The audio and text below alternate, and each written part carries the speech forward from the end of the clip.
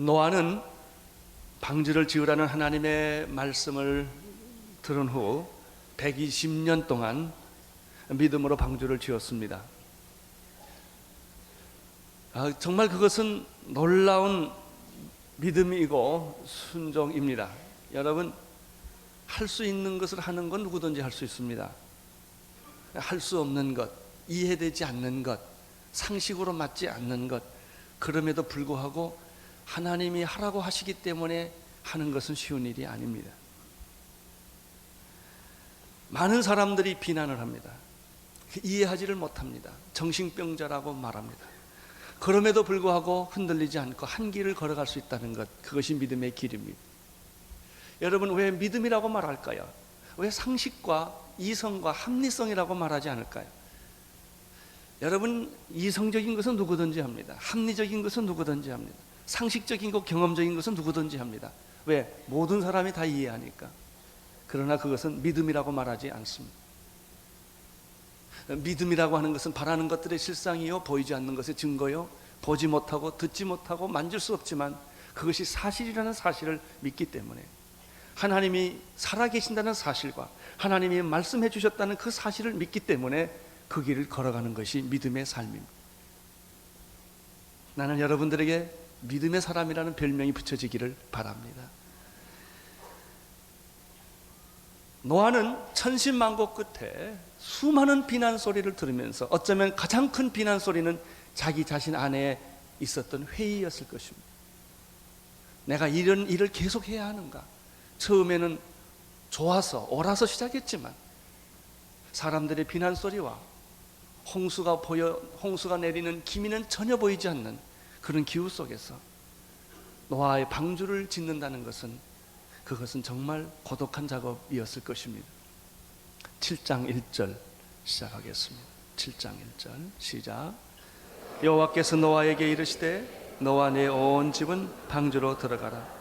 내가 이 세대에 내 앞에서 의로움을 내가 보았노라. 하나님은 방주를 다 지은 노아에게 두 번째 말씀하십니다. 너는 내 가족을 이끌고 방주로 들어가라. 방주로 들어가라. 노아는 처음이나 끝이나 같은 신앙과 믿음을 가진 사람입니다. 대부분의 사람은 처음과 끝이 다릅니다. 처음은 다 잘합니다. 끝까지 가는 사람이 없습니다. 우리는 6장에서 노아에 대한 이런 얘기를 들었습니다. 노아는 의로운 사람이요, 당대에 완전한 사람이요, 하나님과 동행하는 사람이었더라. 그래서 하나님은 노아에게 방주를 지으라고 말씀하신 것입니다. 7장 1절, 방주를 다 짓고 난 다음에 하나님이 노아에 대한 이런 평가를 하십니다. 노아는 내 앞에서 의로움을 내가 보았노라. 나도 여러분도 나도 그런 말을 듣게 되기를 바랍니다. 너는 의롭다. 내 앞에서 내가 내 의로움, 그렇게 어렵고 힘들고 비난 소리가 있고 고통이 있을지라도 너는 변하지 않았다. 신실했다. 끝까지 믿음을 지켰다. 내 의로움을 내가 보았느니라. 하나님은 왜 노아와 그 가족들에게 방주로 들어가라고 명령을 하셨을까요?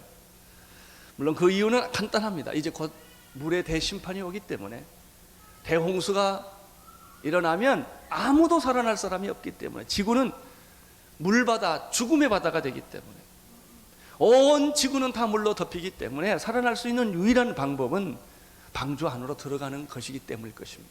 방주는 피난처요, 방주는 구원의 배인 것입니다. 그래서 방주로 들어가라는 것입니다. 여러분, 방주라고 하는 것은 답답한 곳이 아니겠습니까? 밖을 볼 수도 없고 언제 심판이 끝날지도 모르는 그런 정말 기막힌 공간에 수십 마리의 동물들과 함께 지내야 하니 거기는 행복한 자리는 결코 아닐 것입니다. 그러나 하나님은 우리에게 방주로 들어가라고 하는 것처럼 이 험한 세상에서 당신이 구원받는 비결은 교회를 떠나지 말라는 것입니다.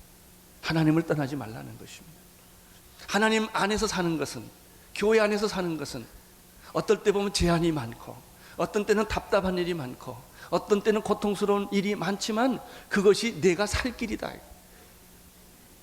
방주로 들어가라, 이렇게 말씀을 하셨습니다. 그러나 단순히 심판, 홍수가 있기 때문에 방주로 들어가라는 뜻보다는 더 깊은 뜻이 이 말씀 속에 있습니다. 이것을 좀 알기 위해서는 6장 18절의 말씀을 읽을 필요가 있습니다. 6장 18절 시작. 그러나 너와는 내가 내 언약을 세우리니 내 아들들과 내 아내와 내 자보와 함께 그 방주에 들어가라. 여기서 중요한 단어가 하나 나옵니다. 그것은 언약이라는 단어입니다. 하나님이 심판 중에 노아에게 내가 너와 언약을 세우겠다고 약속을 하셨습니다. 그것은 너는 내가 구원할 것이다. 여러분, 심판이란 무엇입니까? 하나님이 다시 시작하는 방법입니다. 이제는 더 이상 둘 수가 없기 때문에, 쓰레기가 더 이상, 구더기가 더 이상, 죄악이 더 이상 방치할 수가 없기 때문에 이것을 일단 정리해야 돼. 정리하지 않으면 더 이상 갈 길이 없기 때문에 하나님은 정리하시기로 결정하신 것입니다. 이것이 심판이에요. 심판은 멸망을 하기 위하여 주는 것이 아닙니다. 다시 시작하기 위해서 주는 것입니다.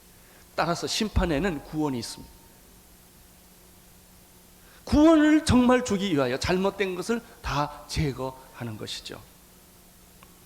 하나님은 약속을 하셨습니다. 너와 내 가정은 내가 구원할 것이다. 구원하는 방법으로서 방주를 너는 만들고 그 방주 안에 들어가 있으면 너는 구원을 받게 될 것이다. 여기서 굉장히 우리가 또 재미있는 사실 하나를 발견하게 됩니다. 그것은 뭐냐면 심판은 영원하지 않다는 것입니다. 일정한 기간의 심판이 있습니다. 이것은 마치 부모가 자식을 야단칠 때 영원히 야단치지 않는 것과 똑같습니다. 화가 나서 자를 야단치지만 그건 몇 시간, 몇 분 이 정도 야단치지 하루 종일 야단치는 부모는 없습니다. 하나님께서 심판을 주실 때 일정한 시간을 주는데 그 시간 동안 안에 내가 방주에 들어가서 이 심판을 피하라고 하는 것입니다. 내가 너와 약속을 하겠다. 하나님은 약속을 하시는 분이십니다. 하나님의 특징은 무엇입니까? 신실하다는 것입니다. 하나님의 특징은 무엇입니까? 배신하지 않는다는 것입니다. 만약 하나님이 배신하고 하나님이 신실하지 않는다면 그분은 하나님이 아닐 것입니다. 사람의 특징은 무엇입니까? 배신한다는 것입니다. 아무리 신실한 사람이라도 그 인생에 몇 번은 배신합니다. 몇 번은 거짓말합니다. 하나님은 한 번도 배신하거나 거짓말하시는 법이 없으십니다. 그분은 신실하시기 때문입니다. 하나님은 약속하시는 하나님이요, 언약을 체결하시는 그 하나님이시요, 그 언약은 반드시 이루시는 하나님이신 것을 믿습니다. 노아에게 약속을 했습니다. 내가 너와 너의 가족은 구원할 것이다. 너는 방주를 만들고 그 방주 안에 들어가면 내 약속은 성취될 것이다. 우리는 구약을 뉴 테스타먼트라고 말합니다. 신약을 뉴 테스타먼트라고 말합니다. 그것은 테스타먼트라는 약속이라는 뜻입니다. 하나님은 약속을 하시고 그 약속을 성취하시는 분이십니다. 노아의 당시는 물로 세상을 심판했지만 앞으로 인류의 최후에는 불로 심판하십니다. 여러분, 노아 당시에는 노아를 통하여 방주를 통하여 구원을 했지만은 앞으로 올 미래의 심판, 불의 심판, 역사의 심판은 예수 그리스도를 믿는 사람들을 통하여 구원을 하여 주십니다. 이 약속은 분명합니다. 이 약속은 신실하신 것입니다. 그래서 하나님께서는 누구든지 주 예수를 믿으라, 그리하면 너와 내 집이 구원을 얻으리라. 여러분, 앞으로 올 불의 심판, 역사의 마지막 심판에 누가 구원을 받을 수가 있겠습니까? 노아처럼 구원받을 수 있는 사람은 누구든지 예수 그리스도를 믿고 영접하여 하나님의 자녀가 된 자들에게는 하나님이 이 마지막 불의 심판에서 당신을 구원해 주실 것입니다. 이 약속은 틀림이 없습니다. 방주가 틀림이 없듯이 그 대홍수 속에서 하나님은 노아를 그 방주 속에 보호해서 구원해 주었던 것처럼 누구든지 예수 그리스도를 믿는 하나님의 자녀들은 반드시 구원을 하여 주실 것입니다. 여러분, 역사의 심판이 여러분의 생애에 오지 않는다 할지라도 여러분은 언젠가는 죽게 되어 있습니다. 여러분이 죽는 날, 이 세상을 끝나는 날, 하나님은 그 약속을 이행하십니다. 당신이 병으로 죽든, 당신이 교통사고로 죽든, 당신이 늙어서 죽든, 당신이 죽는 날 하나님의 천사가 여러분에게 나타나서 여러분을 하나님의 보호자 앞으로 천국으로 인도해 주실 것을 우리는 믿습니다. 왜냐하면 하나님은 약속의 하나님이시기 때문에, 약속하신 것을 한 번도 어겨본 일이 없으시기 때문에 그런 것입니다. 민수기 23장 19절에 보면은 하나님은 인생이 아니시니 시건치 아니하시며 하나님은 인자가 아니시니 후회가 없으시도다. 어찌 그 말씀하신 바를 행치 아니하시며 하신 말씀을 실행치 아니하시라. 이렇게 말씀을 했습니다. 여러분, 하나님은 신실하신 분인 것을 믿으시기를 바랍니다. 누구든지 예수를 믿는 자는 구원을 얻으리라는 약속은 분명히 이루어질 줄로 믿습니다. 이 역사의 마지막은 심판이 올 것입니다. 노아가 구원을 받았던 것처럼 예수님 앞에 도피하는 사람은, 예수 그리스도를 영접한 사람은, 예수 그리스도를 믿음으로 하나님의 자녀가 된 사람들은 반드시 구원하여 주실 것입니다. 이것을 믿어야 하는 것, 이것을 신뢰하는 것, 그것이 바로 오늘 하나님께서 방주에 들어가라고 하신 뜻의 의미가 여기 있는 것입니다. 2절, 3절을 같이 읽겠습니다. 시작. 너는 모든 정결한 짐승은 암수 7씩, 부정한 것은 암수 2씩을 내게로 취하여 그 씨를 온 지면에 유전케 하라. 여기서 놀라운 사실이 하나가 더 나타납니다. 그것은 이제 최후 심판이 바로 눈앞에 다가오기 7일 전에 노아와 그 가족이 방주에 들어갈 뿐만 아니라 6장 19절에서 약속하신 것처럼 하나님께서는 이 세상에 있는 모든 동물, 짐승들을 보존하기 위하여 한 쌍씩을 방주 안으로 들어가도록 그렇게 만들었습니다. 그런데 오늘 2절에 보니까 좀 더 특별한 기록이 하나 나타납니다. 암수 둘을 취하여 방주 안에 들여보내는데 정결한 짐승은 7을 들어 넣으라고 하는 것입니다. 보통 짐승은 다 들어가면 됩니다. 그러나 여기서 정결한 짐승은 7쌍을 넣으라는 뜻은 무엇일까요? 7씩, 암수 7씩을 넣으라는 뜻은 무엇일까요? 정결한 짐승은 더 번식을 많이 시키기 위해서일까요? 아닙니다. 하나님은 암수만 되면 번식은 가능합니다. 여러분, 재밌는 사실 중에 하나는요, 방주 안에서 1년을 살았는데 죽었다는 기록이 없고요, 병들었다는 기록이 없습니다. 걱정하지 마십시오. 여러분, 하나님이 다 지켜주고 보호해 주실 줄로 믿습니다. 그러면 왜 정결한 짐승은 7씩을 넣으라고 하셨을까요? 아주 재밌는 뜻이 여기 있습니다. 정결한 짐승은 제사용입니다. 번식용이 아닙니다. 방주에서도 제사는 계속되었다는 것입니다. 어떻게 방주 안에서 그 수많은 짐승들과 노아와 가족들이 1년 동안 햇빛도 없고 공기도 좋지 않는 그곳에서 1년 동안을 생존할 수가 있었을까요? 예배 때문입니다. 예배를 드리고 있는 동안에는 천국입니다. 그들이 거기서 하나님을 경외하며 하나님을 기억하며 하나님을 찬양하며 하나님께 예배를 드리고 있었기 때문에 방주는 천국이 된 거예요. 천국이란 어떤 것입니까? 환경이 좋은 것이 아니라 하나님이 계신 것이요, 예배가 있는 것이 천국입니다. 그래서 하나님은 예배를 위하여 새와 짐승 중에서 7쌍을 제사용으로 특별히 더 집어넣으라고 말씀을 하신 것입니다. 제사란 무엇입니까? 하나님과의 만남입니다. 예배란 무엇입니까? 하나님은 영이시니 예배하는 자가 신령과 진정으로 예배할지니라. 여러분이 예배를 드리고 있는 동안 여러분 하나님과 동행하는 것입니다. 하나님과 만나는 것입니다. 하나님의 임재 가운데 여러분이 들어가는 것입니다. 우리들의 인간의 일상적인 경험은 죄의 경험이에요. 우리들의 인간의 일상적인 경험은 세상에 대한 경험이에요. 세상은 세상에 대한 경험, 죄에 대한 경험은 비참해요. 그건 행복하지 않아요. 경험이 많으면 많을수록 인간은 지저분해지는 거예요. 하나님을 경험하는 것은 축복이에요. 짧은 시간이지만 하나님을 만나는 것처럼 좋은 것이 없지요. 왜냐하면 하나님의 영광을 내가 경험할 수 있고 하나님의 축복을 내가 경험할 수 있고 하나님의 사랑과 용서를 경험할 수 있는 것이 바로 예배이기 때문에 그렇습니다. 하나님께서는 가인의 제사를 거절했어요. 예배라고 다 받지 않아요. 하나님이 거절하는 예배가 있어요. 하나님의 뜻에 맞지 않고 하나님의 마음에 맞지 않는 예배는 아무리 드린다 하더라도 안 받습니다. 하나님은 아벨의 제사를 받았습니다. 아벨의 제사는 피의 제사예요. 죄인이 드리는 제사는 피의 제사여야 합니다. 피 없이는 죄인은 하나님께 나갈 수가 없기 때문에, 그래서 어린 양 예수 그리스도의 피로 우리는 산 제사, 참 예배를 드리게 되는 것입니다. 아벨의 피의 제사, 죄인은 곡식으로 제사를 드리는 것이 아니라 피로 제사를 드렸던 것이죠. 비록 에덴 동산을 쫓겨났고, 비록 하나님으로부터 멀리 떠나졌지만 하나님의 택한 백성들은, 가인의 후손은 제사도 없고 하나님도 없었어요. 그러나 아벨의 후예들은 계속해서 제사를 통하여 하나님을 만났던 거예요. 하나님과의 끈을 끊지 않았던 것입니다. 나는 여러분들이 타락할 수도 있고 죄를 질 수 있지만 하나님과의 끈은 끊지 마십시오. 이건 붙들고 있어야 돼요. 그래서 하나님께 계속해서 제사를 통하여 그들은 하나님께 예배를 드렸죠. 예배를 드리고 있는 동안은 그들은 하나님을 느낄 수 있었고, 예배를 드리고 있는 동안에는 그들은 하나님을 경험할 수가 있었고, 하나님의 위로와 약속을 받을 수가 있었던 것이죠. 이것이 오늘 여러분이 드리는 예배인 줄로 믿습니다. 이 예배는 너무나 중요한 것입니다. 여러분이 생명줄을 붙잡고 있는 것과 마찬가지이기 때문에 그런 것입니다. 아벨 이후에 노아 때까지 계속해서 이 피의 제사는 계속된 것입니다. 방주라고 하는 대심판, 물의 대심판이라는 특수한 상황이 생겼어요. 그래도 예배는 스톱되지 않는다는 뜻입니다. 6.25 때 피난 나왔던 그리스도인들이 많습니다.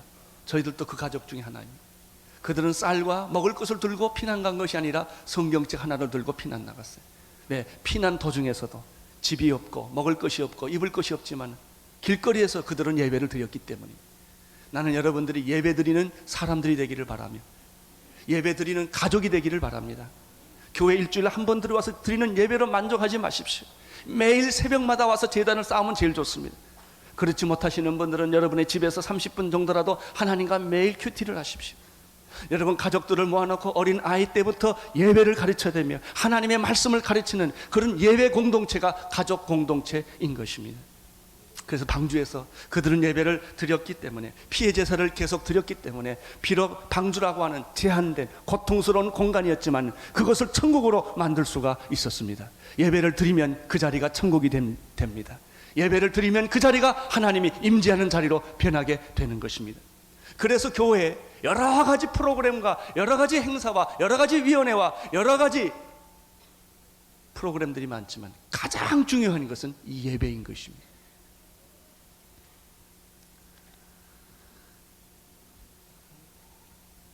방주라고 하는 것은 그렇게 행복한 곳이 아닙니다. 이 세상이 훨씬 좋지 않습니까? 그러나 세상에서 살면 죽게 됩니다. 지금은 괜찮지요. 곧 죽게 됩니다. 여러분 교회 오지 않고 세상에서만 계속 살면 여러분의 인생이 마지막 날 여러분은 구원이 없습니다. 여러분 세상에서 살다가 이제 곧 물의 심판이 올 때 방주에 들어가는 자만 사는 것처럼 세상은 좋지만 여기서 오래 살 것이 아니라는 사실을 아셔야 합니다. 방주는 답답한 곳입니다. 사람이 살기에 부적당한 곳입니다. 창문도 하나밖에 없고 수많은 짐승들과 함께 살아야 합니다. 여러분 방주 밖에는 죽음의 바다, 시체들이 떠 있는 곳입니다. 이 방주는 정처 없이 갑니다. 놋도 없고 돛도 없습니다. 그래서 자기 마음대로 속력을 내거나 스톱할 수가 없습니다. 이 방주의 특징은 키가 없습니다. 방주의 특징은 나침판이 없습니다. 또 하나 방주의 특징은 언제 이 방주의 신세를 면할지 모른다는 거예요. 이게 하나님이 1년만 참아라 이런 말을 안 하셨어요. 그냥 그 안에 들어가 살아야 돼. 마치 IMF 위기가 언제 끝날지 모르는 것처럼 상황에서 우리가 사업하는 거하고 똑같아요. 기가 막힌 거예요. 거기서 사는 게 방주의 생활이에요. 그러나 여러분 너무 답답하게 생각하지 마십시오. 그것이야말로 가장 큰 기적과 축복이 있는 것입니다. 그것이 교회와 같은데, 마치 이것은 그리스도인들이 이 세상에서 살아가는 모습과 아주 비슷합니다. 방주에 있는 그 노아와 그 가족의 운명이란 이 세상에서 사는 그리스도인들의 운명과 같아요. 예수 믿고 교회 나오면요 어떤 때는 좀 세상적으로 멋지게 살아보는 게 다 제한이 돼요. 한계가 있어요. 답답할 때가 많아요. 그러나 여러분이 믿음의 눈을 뜨고 다시 보면 그 자리가 천국이라는 사실을 여러분은 알게 될 것입니다. 방주 안에서 살아가는 유일한 방법은 무엇입니까? 하나님을 신뢰하는 것 외에는 없습니다. 만약에 하나님을 믿거나 신뢰하지 않는다면 미쳐버릴 것입니다. 왜? 배가 지금 어디로 가는지 알지도 못하고 밖을 내다볼 수도 없고 이 고난은 언제 끝날지 전혀 예측할 수가 없기 때문에 그런 것입니다. 여러분, 이 방주를 보면 인생의 모습을 그대로 보여주고 있습니다. 사람들은 자기가 자기 인생을 다 항해하는 것 같아요. 그러나 그렇지 않습니다. 내가 내 인생을 살아가지 못합니다. 인생의 주인공은 나 같아요. 그러나 나라고 생각하고 열심히 살고 사업을 하고 공부를 하고 결혼하고 아기 낳고 시집가고 장가가 다 가봤지만 여러분의 인생의 결론은 뭐예요? 내 인생은 내 것이 아니라는 거예요. 내가 똑똑하고 잘나서 다 내 길을 가는 것 같아도 결국 가보면 벽이에요. 우리는 병에 들게 돼요. 세상 만사 내 뜻대로 되지 않아요. 사업도 공부도 다 자기 뜻대로 안 돼요. 어떻게 보면 내가 누구의 의견인가 이렇게 미친 사람처럼 살아온 거예요. 그러면서도 내가 살았다고 생각을 해요. 인생은 실존주의자들이 말하는 것처럼 회로도 통로도 출구도 없는 일종의 벽이에요. 절망이에요. 허물을 깨달은 것이 정말 인생의 본질을 잘 깨달은 거예요. 노아의 방주의 신세와 똑같아요. 이 비슷한 것이 갈대상자, 생후 3개월 된 모세를 태우고 갔던 갈대상자, 자기가 운전할 수 없어요. 자기가 성령 낼 수 없어요. 자기가 원하는 대로 가지지 않아요. 물결 치는 대로, 바람 부는 대로. 그러나 안심하십시오. 그 모세를 실었던 갈대상자는 하나님의 특별한 인도하심으로 애굽의 공주의 손 안으로 들어갔다는 사실입니다. 여러분은 여러분의 인생을 운전하지 마세요. 하면 할수록 엉망이 될 것입니다. 하나님께 맡기십시오.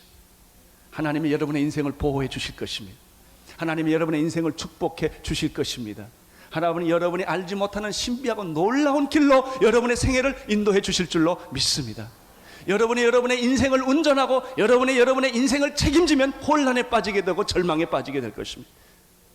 그러나 언제 고난이 끝날지도 알 수 없으며 노아의 방주가 언제 땅으로 내려갈지 아무도 알지 못하고 창밖이 전혀 보이지 않고 어떻게 보면 죽음의 집같이 느껴지는 그곳은 놀랍게도 예배가 있기 때문에, 제사가 있기 때문에 하나님의 임재가 나타나기 시작을 했고 하나님의 기쁨이 나타나기 시작을 했고 하나님의 축복이 나타나기 시작했다는 사실입니다.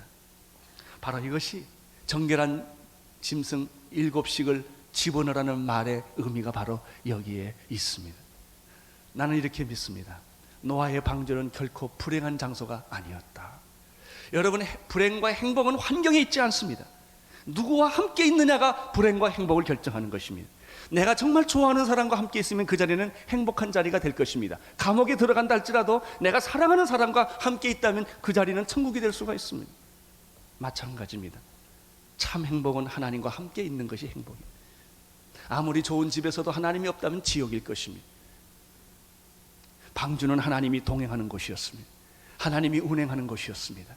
하나님의 임재가 있었던 것이었습니다. 예배가 있었던 것입니다. 신령과 진정으로 드리는 참 예배가 존재했던 것입니다.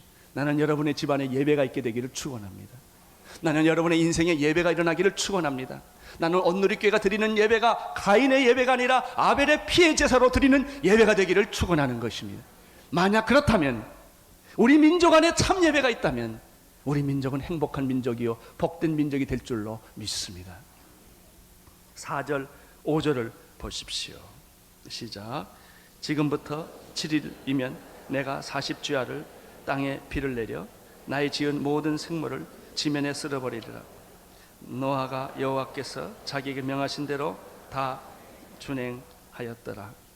여러분, 짐승이, 그 많은 짐승이 노아 방주로 들어가는 날짜는 7일입니다. 7일 동안 이 모든 짐승이 방주 안으로 들어가야만 합니다. 그것이 가능할까요? 그렇게 많은 짐승들이 어떻게 7일 안에 그 방주 안에 다 들어갈 수가 있을까요? 4절에 보면은 7일 동안이라는 말이 나옵니다. 기적의 7일입니다. 나는 여러분에게도 기적의 7일이 일어나기를 바랍니다. 5절에 보면은 노아가 여호와께서 자기에게 명하신 대로 다 준행하였다라는 말을 들어보면 하나님께서 명령하신 그것이 다 이루어졌다는 뜻입니다. 저는 가끔 이런 생각을 합니다.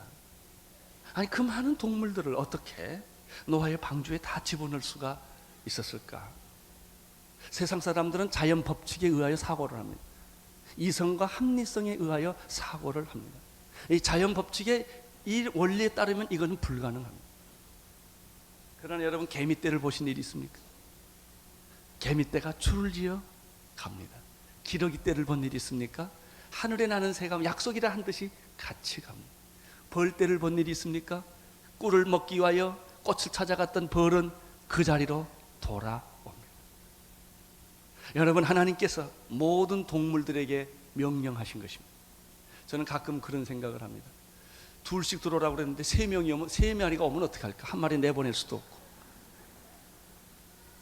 만약에 노아가 이 동물을 잡으러 다녔더라면 이게 가능했겠냐, 이게. 한 놈 잡아오면 한 놈 도망가고, 또 우리 인간하고 똑같거든. 또 한 놈 잡아오면 또 한 마리가 또 도망가고, 겨우 2마리 붙여놓으면 싸울 것이고. 이걸 어떻게 할 거예요? 그러나 재밌는 말은 8장 1절에 아주 재밌는 표현이 하나 나옵니다. 시작. 하나님이 노아와 그와 함께하는 방주에 있는 모든 들짐승과 육축을 뭐 하심에?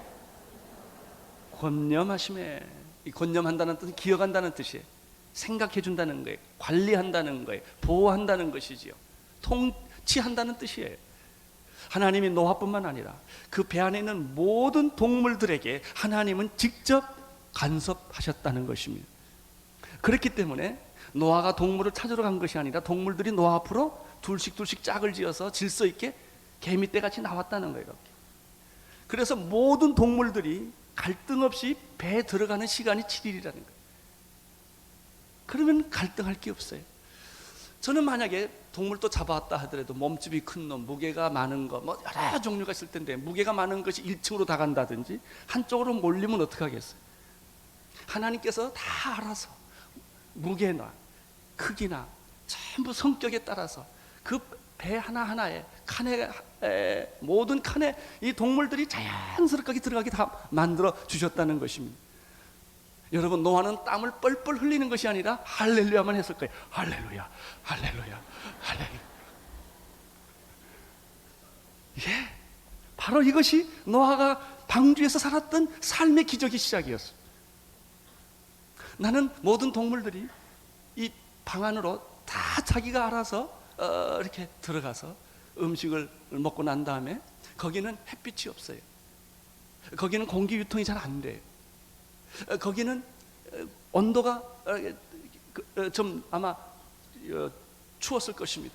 공기가 나쁘고 산소가 부족하고 햇빛이 없고 온도가 떨어지면 동물은 동면을 합니다.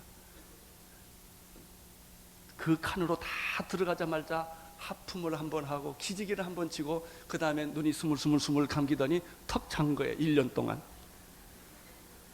그래서 먹을 것도 없고 쌀 것도 없어요. 아무 문제가 없어요. 이게 은혜의 삶이에요. 이게 영적 삶이에요. 여러분, 이 세상에서 여러분이 월급 받고 세상에서 살아가는 거 얼마나 힘들어요. 사업하는 거 얼마나 힘들어요. 여러분, 내가 율법적으로 살면 살수록 힘든 거예요. 병이 들지요. 병원에 가야지요. 결혼시켜야지요. 결혼해서 제대로 살아주면 또 얼마나 좋겠어요. 제대로 못 살지요. 그거 달래줘야지요. 죽을 때까지 인생은 고난의 연속이에요. 여러분이 살면, 여러분이 인생의 주인이 되면, 여러분이 인생의 항해사가 되면, 여러분이 잘 갈 것 같아도, 남보다 더 훌륭한 것 같아도 고난과 고통이 죽을 때까지 계속돼요. 이건 아무리 돈을 벌어봐도 다 사라져요. 남의 사기쳐서 번 돈은 다 사기당해서 나가는 거예요. 아무것도 없는 거예요. 하나님이 여러분을 권념하시고 여러분의 가족을 지켜주시고 여러분의 기업을 지켜주시면 이렇게 놀라운 축복의 삶이 노아의 방주에 있었던 것처럼 그렇게 복잡한 것이 아니라는 것입니다. 저는 이런 경험을 우리 온누리교회에서 해요. 우리 온누리교회 교인들이 요즘 많아졌어요. 그렇지만 내 마음에는 우리 온누리 교회는 한 100명 정도 모인다, 이런 마음밖에 없어요. 여러분, 교회가 편안하면 10,000명이 모여도 100명처럼 느껴져요. 그러나 싸우면 100명도 10,000명처럼 느껴져요. 복잡하면. 가정도 마찬가지입니다. 가정이 싸우면요, 이 가정이 얼마나 무거운 짐인지 몰라요. 그러나 가정이 편안하면 천국 같아요. 이렇게 목회하면 10만 명도 할 것 같아요. 아무 문제가 없어요. 사람 많고 교인 많은 게 전혀 문제가 되지 않아요. 만약 여러분들을 내가, 여러분 당신은 이거 하시오, 당신은 이거 이렇게 시켰더라면 아마 내가 간을 한번 또 다쳤을 거예요. 제가 어저께 교회 와서 보니까 아버지 학교를 해요. 근데 지하 2층 콘서트홀을 하더라고요. 왜 여기서 하느냐고. 한동홀이나 두란노에서 하지 그랬더니, 아니 목사님 뭘 모르시네요. 토요일 날은 방이 없어요. 저희 교회 빈 공간 하나도 없어요. 월화수목금토 우리 교회는 하루 종일 돌아다닙니다. 여러분, 이걸 내가 너는 환동홀에서 해라, 너는 두란노로, 이건 내가 다 시켰더라면 어떻게 하겠어요? 알아서 성령을 받은 사람들이 다 알아서 너는 이 방에 가고 나는 저 방에 가고 청소를 하고 안내를 하고 봉사를 하니까 아무리 사람이 많아도 문제가 없어요. 이게 노아의 방주였다는 것이요. 여러분, 아버지가 핏대를 세우고 소리를 지르야 가정이 겨우 조용해지는 가정이 있을 수도 있고요, 어떤 집안에는 아무 소리도 안 지르는데 물 흐르듯이 만사가 잘 되는 수가 있어요. 이게 방주였어요. 방주는 은혜의 장소였어요. 축복의 장소였어요. 환경이 중요하지 않았어요. 나쁜 환경, 어려운 환경이 아무리 있을지라도, 창밖을 1년 동안 내다보지 못할지라도 그것은 천국이 되었음을 나는 믿습니다. 예배가 있었기 때문에, 하나님의 권념이 있었기 때문에, 하나님의 인도함이 있었기 때문에 모든 방주들은 동물들은 찬양했을지도 몰라요. 예배를 드리는 동안 나는 하나님께서 여러분의 가정을 권념해 주시기를 바라는 것입니다. 여러분의 자녀들을 여러분이 키우는 것은 불가능한 일입니다. 하나님이 여러분의 자녀를 키워주시면 교회를 가자고 그렇게 끌고 와도 안 오던 자녀가, 그래서 아버지 옆에 찡그리고 앉아있다가 졸다가 갈 수도 있지만, 돌보지 않아도 새벽부터 나와서 눈물을 흘리고 은혜 받는 자녀가 있을 수가 있는 거예요. 그때는 아무 걱정이 없어요. 이것이 노아의 방주의 삶이에요. 이 방주의 삶이 여러분의 삶이 되기를 축원하는 것입니다. 여러분, 노아가 동물을 잡아오지 않았다는 것입니다. 동물들이 노아 앞으로 스스로 나왔다는 것입니다. 돈을 쫓아다니지 마세요. 돈은 잡힐 것 같으면서 안 잡히는 게 돈입니다. 돈이 여러분을 찾아오게 만드세요. 동물들이 노아에게 찾아왔듯이 여러분이 돈을 쫓아다니는 것이 아니라, 여러분, 돈이 여러분을 쫓아오고 사업이 여러분을 쫓아오고 축복이 여러분을 쫓아와요. 여자를 쫓아다니면 얼마나 힘들어요. 여자가 날 쫓아와야지. 다 마찬가지예요. 이것이 노아의 삶이요, 은혜의 삶이요, 축복의 삶인 거예요. 내가 하는 것은 모든 게 다 힘이 듭니다. 하나님이 하신 것은 모든 게 다 쉽습니다. 그리고 차고 넘치는 줄로 믿습니다. 내 잔이 넘치나이다. 넉넉히 이기리로다. 할렐루야. 그래서 하나님은 노아에게 방주로 들어가라고 말씀하셨습니다. 여러분, 오늘 현대의 방주는 바로 주님께서 피로 값주고 사신 이 교회입니다. 동부이천동에 여기에 빨간 벽돌로 된 이 교회, 이것이 별 볼 일 없는 것 같지만 여기에 와서 눈물을 흘리고 기도를 하고 찬송을 부르고 봉사를 하고 기쁨을 누리는, 그리고 새 힘을 얻고 세상을 다시 떠나가는 거예요. 이거 교회예요. 이게 하나님의 집이에요. 이게 은혜의 삶이에요. 이상하게 은혜의 삶은 주는 거예요. 자꾸 주는데 하나님은 더 주세요. 세상의 삶은 빼앗는 거예요. 내 것을 훔치고 있을 뿐만 아니라 남의 주머니에 있는 것도 빼앗고 남의 입속에 들어가는 음식도 빼앗아서 먹는 게 세상입니다. 피곤해요, 외로워요, 고독해요, 무서워요. 그러나 방주 안으로 들어와라. 은혜 안으로 들어와라. 교회 안으로 들어와라. 그리스도 안으로 들어와라. 내 삶은 놀라운 기적이 시작될 것이다.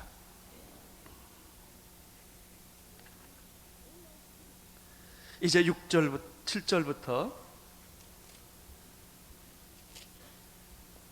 6절부터 보겠습니다. 6절부터 9절까지 보겠습니다. 시작. 성수가 땅에 있을 때 노아가 600세라 노아가 아들들과 아내와 자부들과 경수를 피하여 방주에 들어갔고 정결한 짐승과 부정한 짐승과 새와 땅에 기는 모든 것이 하나님이 노아에게 명하신 대로 암수 둘씩 노아에게 나와 방주로 들어갔더니, 여러분 7일 동안에 이 기적의 현장을 노아는 목격할 수가 있었습니다.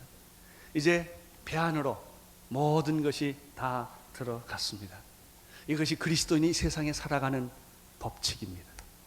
그리스도인이 세상에 살아나가는 기적과 축복인 것입니다. 이렇게 살았던 사람들이, 광야에서 40년 동안 이스라엘 백성들이 살 수 없는, 인간의 모든 조건으로 살 수 없는 광야의 삶을, 만나를 먹고 샘물을 먹고 하나님의 율법을 받고 성막을 가지고 불기둥과 구름기둥으로 40년 동안을 기적처럼 살았던 축복이 여기에 있는 것이며, 여러분이 광야 같은 이 세상에서 질병이 있고 고통이 있고 어려움이 있지만은 하나님이 택한 백성들, 예수 그리스도 이름을 부르는 모든 사람들에게는 바로 이런 은혜의 삶을 예비하시고 주시는 줄로 믿습니다. 모든 일들이 다 이제 약속대로 진행되었습니다. 준비가 다 끝났습니다.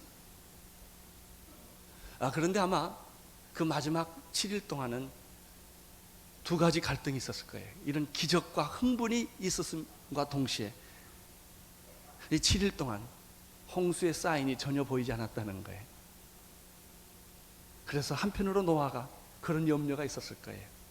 하나님의 사람은 의심하지 않는 사람이 아니에요. 하나님의 사람은 의심이 없을까요? 두려움이 없을까요? 아니에요.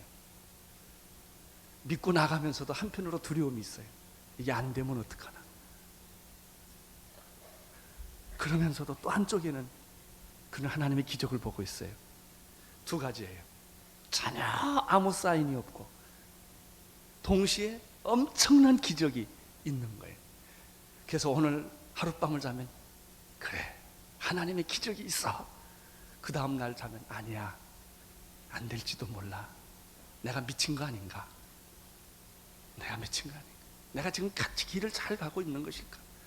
하나님께 헌신한 사람들이 항상 마음에 이런 갈등이 있어요. 두세 개의 갈등. 내가 선교사로 정말 과연 잘했나? 내가 서울에 있었으면 좋은 직업을 가지고 행복하게 살았을 텐데 내가 왜 사서 이 고생이냐?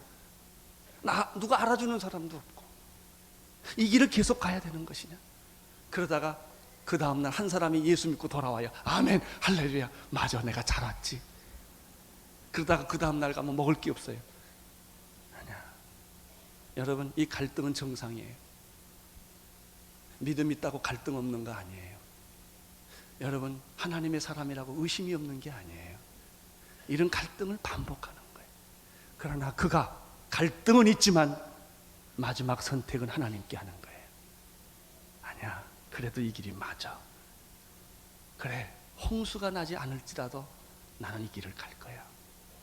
홍수가 없을지라도. 7일 동안 아무 사인이 없었습니다. 아무 사인이 없었어요. 날이 흐린다든지 구름이 온다든지 이러면 얼마나 좋겠어요. 저는 늘 이런 생각합니다.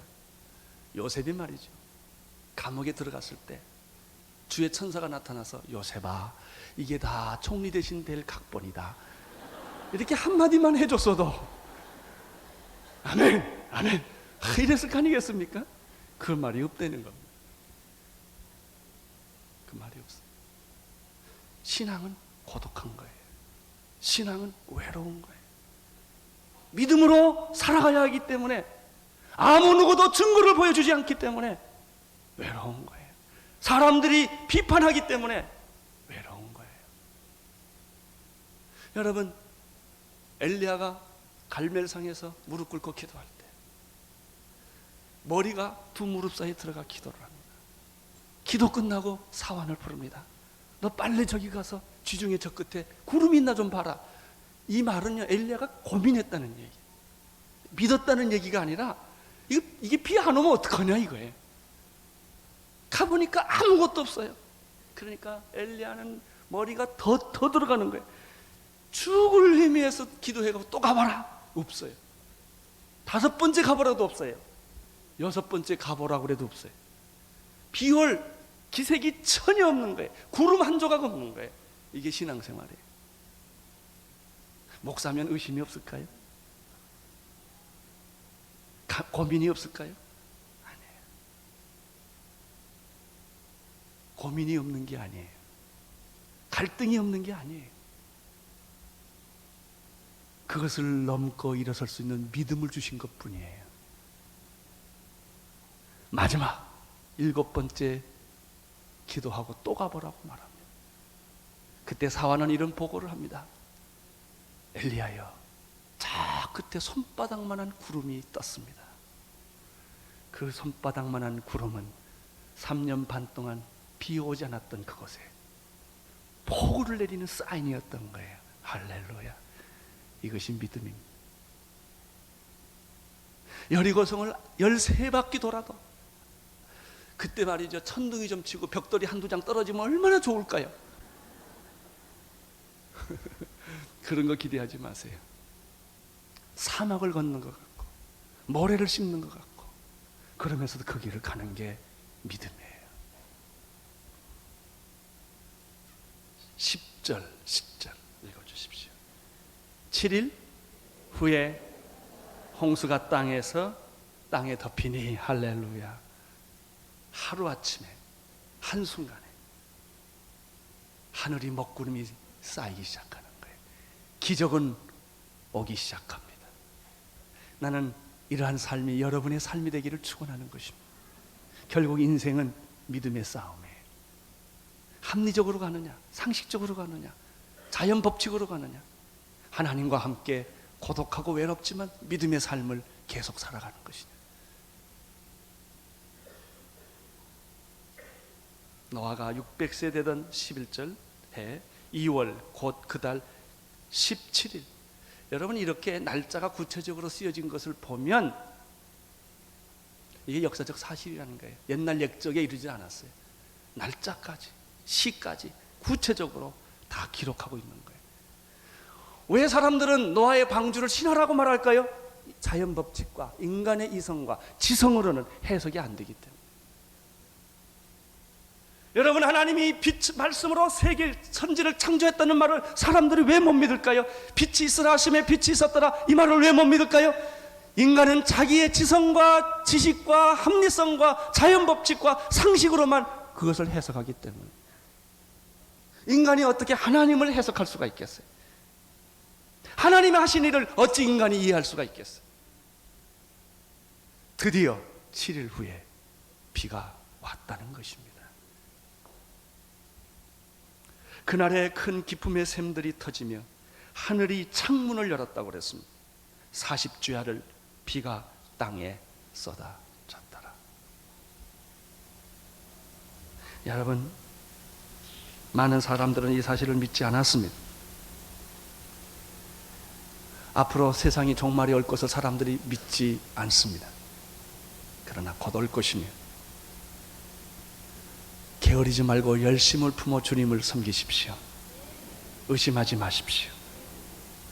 여러분, 우주의 종말이 여러분의 생애에 오지 않는다 할지라도 여러분이 죽는 날이 있어요. 준비하셔야 합니다. 깨어 있어야 합니다. 그리고 노아처럼 방주를 지어야 합니다. 그리고 주님이 명령하신 그 명령을 우리는 순종해야 합니다. 베드로전서 3장 10절에 이렇게 말씀하고 있습니다.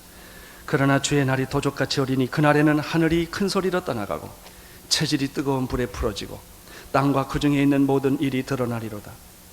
사랑하는 성도 여러분, 하나님을 떠나지 마십시오. 교회를 떠나지 마십시오. 생명줄을 놓치지 마십시오. 그리고 준비하십시오. 자나 깨나 하나님 중심으로 사십시오.